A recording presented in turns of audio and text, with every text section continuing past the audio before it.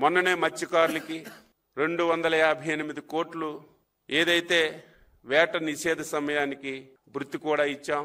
రేపు జూన్ 12 పాఠశాలలు తెరిసేలోగా తల్లికి వందనం కింద పిల్లల తల్లిదండ్రుల అకౌంట్లలో డబ్బులేయాలని ఈరోజు పాలిట్ బ్యూరో నిర్ణయం చేశాం.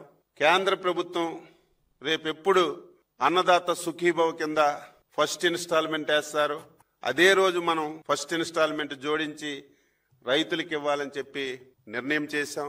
దీంతో పాటుగా ఇంకొక మంచి నిర్ణయం తీసుకున్నాం.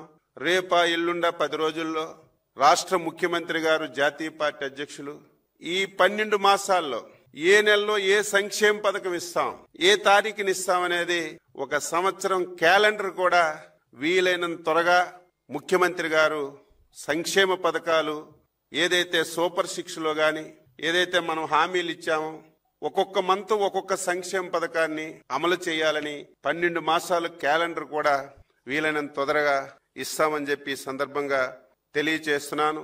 11 మాసాల్లో 8.50 లక్షల పెట్టుబడులు వచ్చాయి. అవన్నీ అమలు జరిగే విధంగా మనం అనుకున్నటువంటి 20 లక్షల ఉద్యోగాలు ప్రతి ఒక్కరికి ఇవ్వాలి. అదేదో మనం చెప్పడం కాదు, ఎవరు కంప్యూటర్లో చూసినా సరే ఏ పరిశ్రమలో ఎంతమందికి, ఏ ఊర్లో ఎంతమందికి, ఏ జిల్లాలో ఎంతమందికి ఇచ్చామనే స్పష్టమైనటువంటి సమాచారాన్ని ప్రతి ఒక్కరికి తెలియజేయాలని ఈరోజు పొలిట్ బ్యూరోలో నిర్ణయం చేశాం.